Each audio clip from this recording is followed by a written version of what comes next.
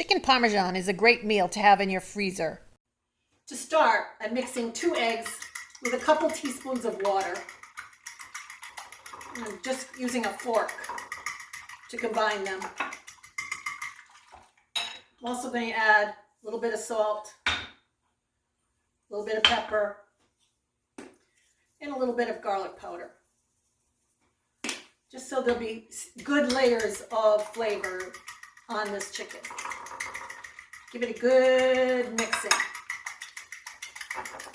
Next, add your pieces of chicken, the cutlets that you pounded, to the dish. And I'm going to work 4 at a time. You want them coated. Next, we're making the breading, and I'm starting with a cup of grated Parmesan, and then I'm going to add an equal amount of seasoned Italian breadcrumbs. Now, sometimes I'll add extra Italian seasoning. This doesn't look like it needs it. It looks like it's got plenty of Italian seasoning in it. And I just use my hands to mix it all together. I want to make sure that the cheese and the breadcrumbs are well mixed before I get started cooking. Next, I want to get my work area prepared in an assembly line with my chicken, my breading, my frying pan. It's a 12-inch frying pan that I have about 1/8 to 1/4 inch of vegetable oil heating in, and a dish covered with paper towel that I can drain my chicken cutlets on. The oil is starting to shimmer, so I know that we're ready to go. So I go from the egg mixture into the breading and then lay the chicken gently into the pan. And you can hear that sizzle.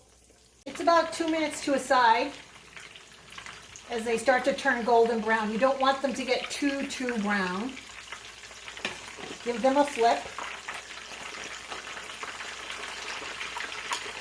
Adjust your heat if you think it needs to be a little lower. Some things to remember while you're cooking your chicken cutlets is that you don't want to crowd your pan because you want your oil to be of an even temperature. And I always like to check my chicken for doneness with a meat thermometer. And when you're at 165 degrees or above, you're good to go, and we are right now. So I'm removing this batch of chicken cutlets from the oil. You can see that I've placed them on a paper towel lined dish for draining, and I'm ready to put the next batch of chicken into the frying pan. And you keep repeating the process until you're done. Now, these chicken cutlets are delicious just as they are, and you may choose to freeze some of them just breaded without any sauce or cheese on them. And that's a perfect choice because you can always add sauce and cheese at a later date. Children particularly love just the breaded pieces of chicken that can be cut into slices and then maybe dipped in their favorite dipping sauce.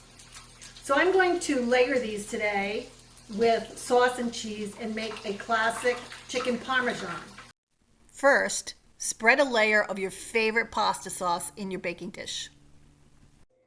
Next, I'm going to layer cutlets in the pan on top of the sauce, fitting them as they best fit. Then there's another layer of sauce. And I'm using jarred prepared sauce, one that you like, one that's your go-to when you are not going to be making an all-day sauce. This works perfectly. And then another little bit of some Parmesan.